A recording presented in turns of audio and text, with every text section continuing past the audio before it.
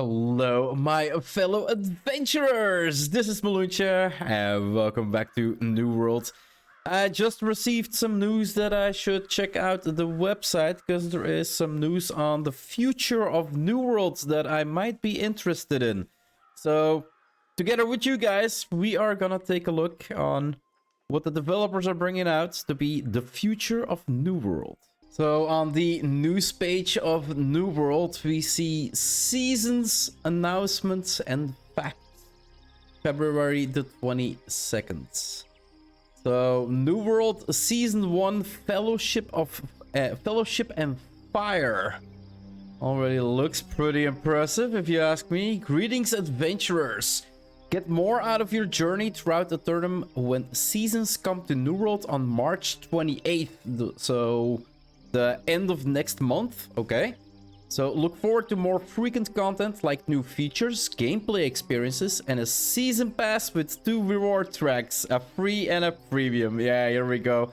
Well, it's for the amount of content that New World brings out and you only need to pay for it once. It kind of makes sense that they put in a reward track system with a free and a premium one. The premium one is a track you're probably gonna need to pay for. Well, you're gonna need to pay for. Each reward track will feature 100 tiers of unlockable rewards for new emotes, skins, gears, and other seasonal loot. So we're definitely gonna need to check out how much they're actually asking. But if they're seasonal, I presume they're every 4 months or 3 months. So let's read a little bit on. What is the Season Pass? The Season Pass introduces new ways for players to earn meaningful rewards. Just by playing New Worlds, players will earn Season XP, level up, and unlock rewards as they progress through the seasonal activities. Our goal with Seasons is to consistently provide something fresh for every type of player. So you can see here Modes Company, and then on the next to the store we get Season Pass. So we're gonna get a new tablet. And then, yeah, the track reward here, we got journey activities and purchase levels. So you can purchase levels separately. And then we see a cache, we see some Mesa here. Not sure what this is. Some vials over here. Some dies over here. I think, I'm not really sure. It says sickle. Some gypsums. I presume that's cosmetic and not actually an item itself. And then, yeah, a lot more chests. I think this is gold, actually. More dice, an emote in here. Skins for your pick. Skins for a life staff. Skins for a helmet already. So that's only page 10 and I'm already pretty interested. I love skins in games, guys. The more skins a game can bring out, the more a player can differentiate himself from other players in the game. And it's not because, oh, I bought this, basically I bought this track so I get this skin. It's not flaunting that you are able to buy the pack. It's just you can dress up differently than the 1,000 or 2,000 other people on your server. And that actually brings out something that's really necessary in MMOs. That's as simple as I can state it. The free track is completely free for all players and grants a variety of helpful rewards like new skins, pets, Marks of Fortune, not sure what that is. Boost tokens. So we're getting boosts in New World. Okay, interesting one. That's usually like, that can be good or can be bad. Seasonal weapons and armor. So there are actual armors and weapons in here. So if there are armors or weapons in the premium track that are not in the free track, I really hope they're not too overpowered, else it's gonna rile up the community really hard. I really hope. Like, they're talking about new skins, but here they're talking about seasonal weapons and armor. So is it seasonal weapons and armor skins, or is it actual weapons and armor that you can only get if you, for instance, buy premium and not get by going free? I know in Destiny that there is always a seasonal weapon in there and seasonal armor, and you can get the seasonal weapon at level 35, or if you buy the premium, well, in this case it's premium, but if you buy the paid version, you basically get it on track 1. So in that regard, it would make sense and it would be fair. People would, or be free and play for it to actually get it, the seasonal weapon and seasonal armor, or they pay the premium pack and actually get it firsthand. So if it's that concept, I'm okay with it. If it's any other concept where weapons that are in the premium are not in the free track, then it's gonna rile up the community. Umbral shards, gypsum orbs, and caches of materials. Okay, really nice. So I think this is like iron, a cache that I can see here. So maybe, yeah, a cache full of iron or some, well, anything that has to do with iron, I presume. So premium track. Players who have reached level 25 will also have the option to purchase the premium track for additional rewards, such as cosmetics, additional marks of fortune, boost tokens, and even more seasonal loot. Players can opt into the premium track at any point during the season and will reactively receive all eligible rewards. At the end of the season, any unearned unique seasonal rewards will be vaulted. So if you did not get to the track points where you wanted to, you basically are, well, it's gonna be vaulted, and I presume it's gonna come back in the next year, maybe, or maybe vaulted and you'll never be able to receive it again. Not real sure how that will work. So season XP. The season journey, challenges, and activity cards all give players season XP. Season XP can also be gained throughout other activities. Makes sense. Quests, faction missions, town projects, expedition bosses, outpost rush, 3 vs 3 arena, and more. Probably, yeah, outpost rush and war and everything. Probably everything you can do in New World is gonna give you XP. Quests though is gonna be a tricky one, because if it's quests that you haven't done yet, fine, but I've already done almost all of my quests, so I'm not gonna be able to get rewards from that. But faction missions, town project, like, there's gonna be enough XP to earn. So the season journey, we got chapter 1, chapter 2, chapter 5, and then challenges that we can see here. Chapter 1 is complete 5 objectives from chapter 1, and we see just getting started, gain level 60. So if this season would activate, I would instantly get this one rewarded, and I would gain 850 experience. I think that's it. Expedition exploration, complete any expedition, 1750. Sky the Spear Daughter, complete Grace Quest, Sky the Spear Daughter, 1750. I do presume that has something to do with Fellowship of the Fire, so there's gonna be new quest chains in the game. That is really making me happy. That means extra content to record for me, of course. What else can we see in here? Vanquish the Varangians, skill 10 level 60 Varangian Knights. Faction Fanatic, complete 3 faction missions, 1750. So they're giving out a pretty good reward amount of XP. It all depends like how big the track is, right? Can we see it here? Yeah, we can't really see how much XP you need. Actually, wait, in the top here. It says 2,500, I think. Can we zoom this in? Yeah, so it's 2,500 XP. So you basically need to do 2 of these missions to gain 1 level. Or 1.5 mission to do 1 level. So it's actually pretty fair. If most of these give out 1,750... we got musician in here, compose 5 songs on any difficulty, 850. So it looks pretty okay for means to actually gain XP from seasonal journey. The seasonal journey available to players at level 25 and up is a way of tracking your progress throughout the season. It is broken down into chapters based on the season's story, with rewards for completing specific tasks inside each chapter of the story. Okay, so we got seasonal stories now. That is cool. That is really cool. So season challenges. Seasonal challenges are most difficult objectives each season. These may prove more difficult, but the rewards are higher than the seasonal journey. And we see an activity card here. Again, 2,500 XP. 2 stamps. So I think he's to level 2. Total cards completed. And I'm not really sure what this means, actually. So the X, the cross swords that we see here is 5 out of 10 kill enemies with magic. Okay. Then we got an axe. So this one here is gather tier 5 resource nodes. Gather 5 tier 5 resource nodes. Complete Empyrean Forge is the shield. Salvage tier 5 items is the potion, so 250 XP for all of them. They don't seem all that hard. Earn 5,000 earn Azot Salt is the skull. Earn 5,000 Azot Salt. That is not too hard as well either, actually. We got defeat Wispy Wasps. I have no idea what Wispy Wasps are. Kill Forged Varangian Knights 10 is the leaf.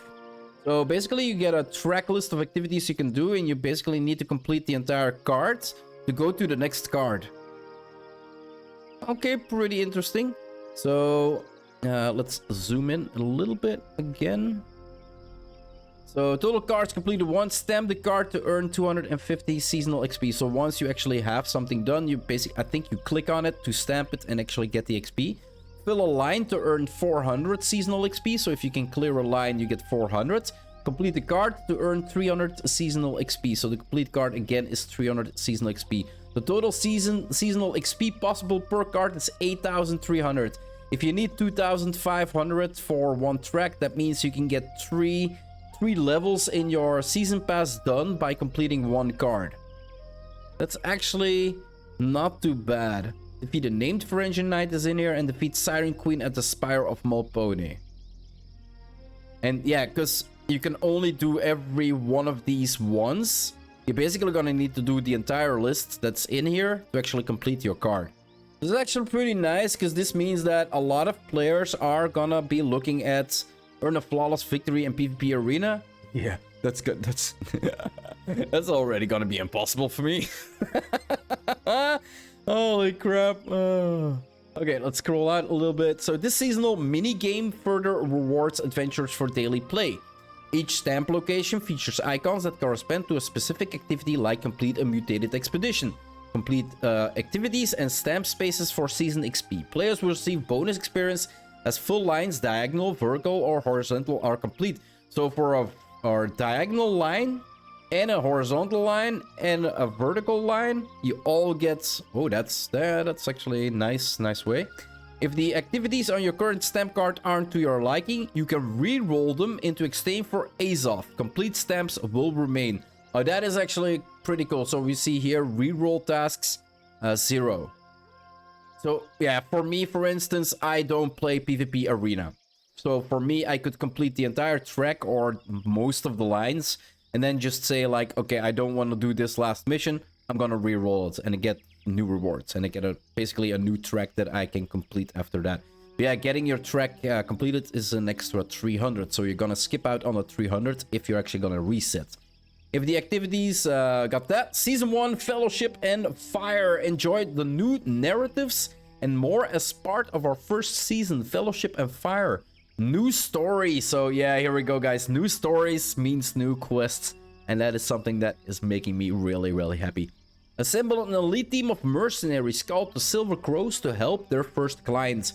Sky the Spear Daughter, confront a powerful warlock and the Varangian horde, and halt their ambitions amidst the flames of a brand new expedition, Empyrean Forge. So we're getting a new expedition as well in March.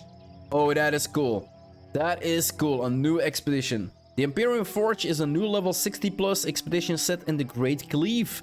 Team up with Sir Loth, a knight of Artorias, to stop the flow of mystical magic deep within Necropolis. So we can see here, I presume this is one of the boss monsters. It might even, because we see a big dude here in the back as well, so it might be just a random NPC. But yeah, flaming NPC with a scythe. Definitely fire resist is gonna be useful here. New hard gem abilities, Firestorm. Okay, so the hard gem is probably earned from the new expedition then. Makes sense that with a fiery expedition, we get a fiery ability, and called Firestorm. Create a tornado that damages targets in its path. Are we gonna spin around or are we gonna kick? It looks like a kick, right? But if it's a tornado, it means that we're gonna spin around. You can also craft more powerful versions of the hard gem to fit your playstyle. So again, one hard gem can be divided up, if you level it up, into 3 different hard gems, all having kind of a different approach to the same hard game, right? So new mechanics, gear set, storage. Oh, here we go, guys. I talked about this in my video of 12 things that I want for New World in 2023. Are we gonna get? Yeah, here it is. Need to quickly swap gear from mutated expeditions. You will now able to save and switch between your favorite gear sets after reaching level 25. Additional slots can be earned through the season pass or purchased with marks of few. Oh my god, no. This is actually bad. This is actually bad. If this is like you need to reach level 25 before you can make the loadouts, and at the end of the season it disappears, so your loadouts are gone and you're gonna need to go into a new season, get to level 25 before you can make your loadouts again, it's gonna be bad. If they mean with this that you get to level 25 and you get a loadout and additional slots can be earned through the season pass or purchased with marks of fortune, meaning that you can get a second, a third, maybe a fourth loadout, maybe like 3 or 4 loadouts in one season, but they remain, and the next season you can earn like 4 more loadouts, then that would be a good thing. But if you lose your loadouts every time a season ends and you need to remake your loadouts every season, that's definitely not gonna be pretty good.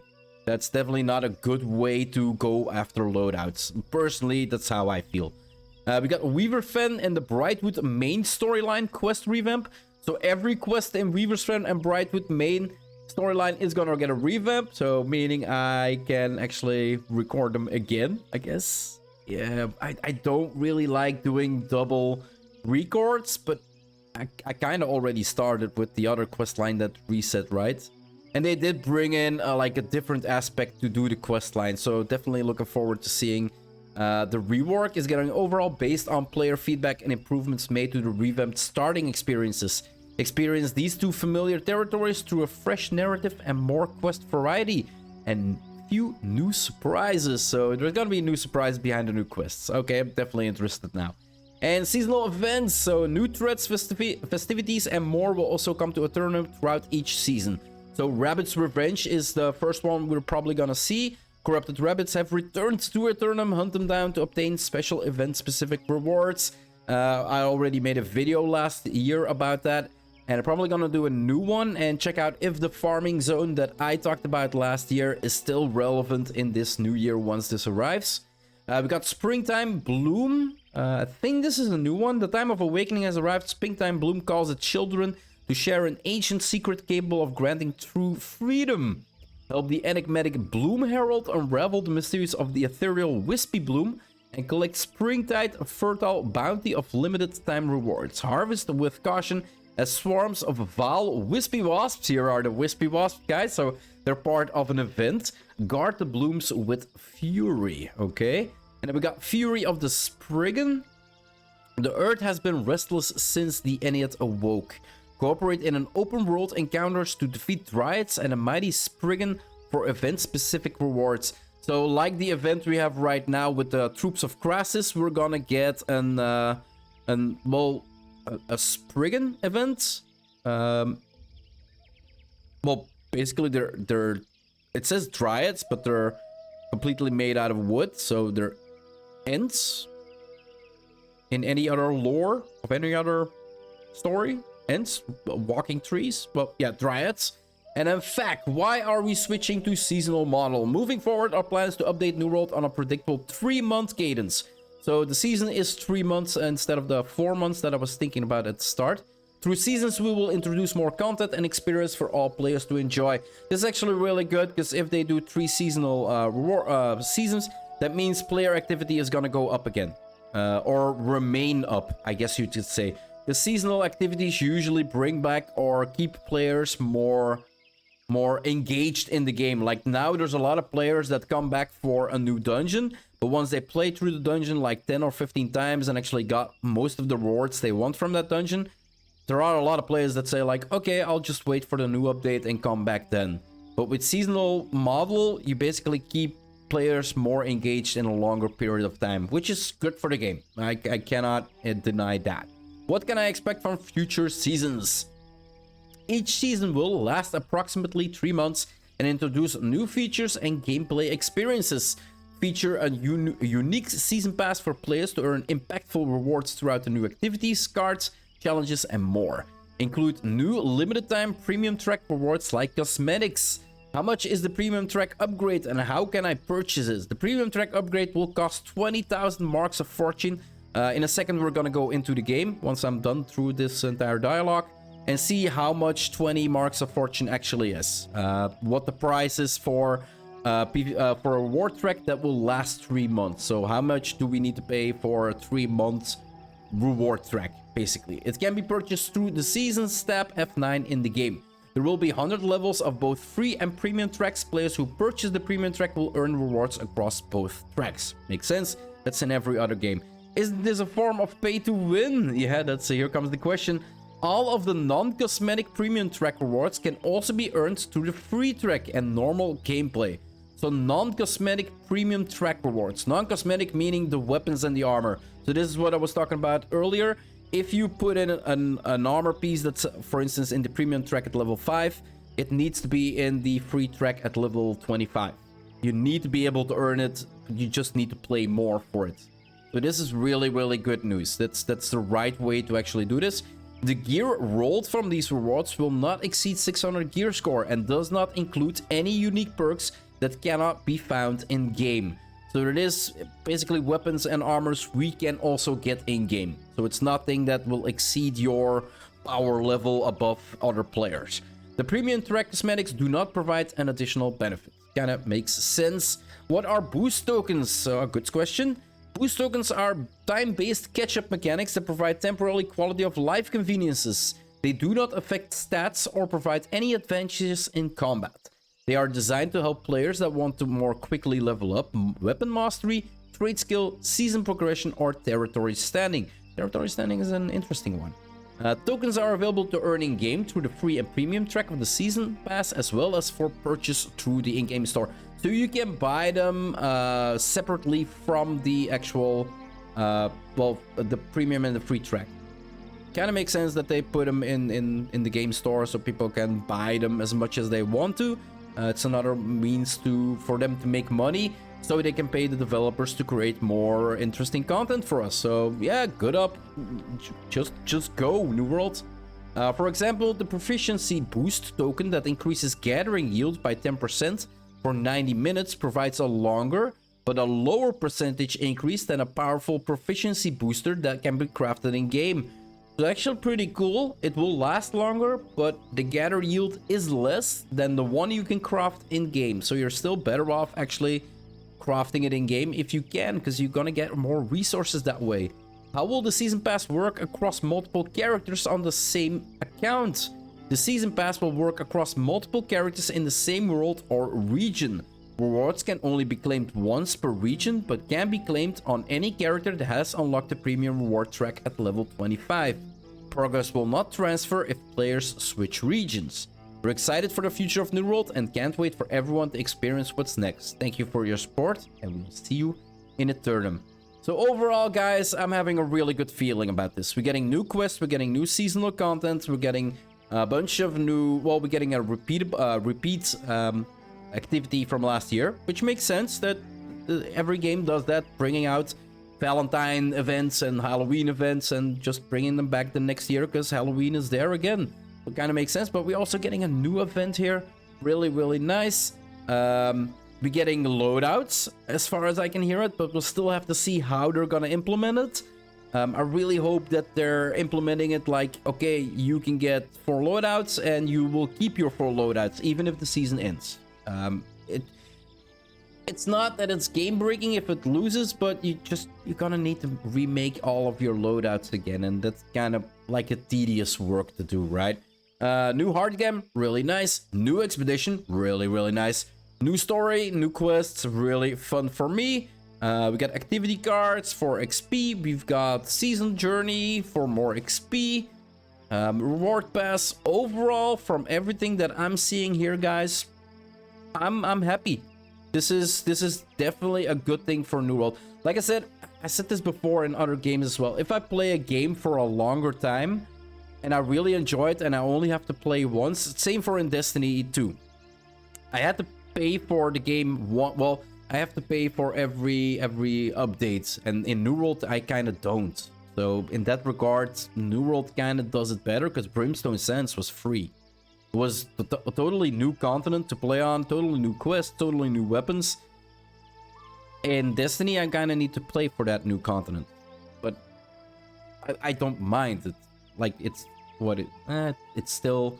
How much did I pay? I think 80 euros, something like that, for a whole year. So 80 euros to keep me entertained for a whole year. Sorry, if I used to, let's say it like this, if I used to go to a bar with a couple friends, I would lose, well, not lose, but I would spend like easily 50 euros in an evening. So 80 euros in a year. So honestly, for me, a working man, that's nothing. That's nothing at all. That's something I can say honestly. If I go buy sushi, I spend 90 euros on sushi. That's how, like, that's the comparison I need to make, honestly. I spend 90 euros on sushi if I go buy it.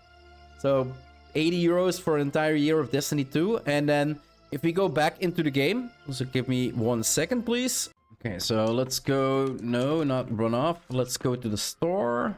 We can go to the store. So it was 20,000 for plus. They said approximately 3 months, right? So it can be less, can be more, but probably depending on how long the months are. So if we go to add more currency, it was 20,000. So that's 19 euros 50 for me. But we get three extra marks. So for a year basis, that means I need to pay 4 times for, if I would buy, and I'm probably gonna buy the, oh, look at these tokens. So in the reward track, a second, guys, a second. Let's pull this back up. So in the reward track, we see this here. And this means that we can actually earn tokens. And you see here as well, this is blue and this is purple. So there's gonna be actual marks of fortune in the reward tracks.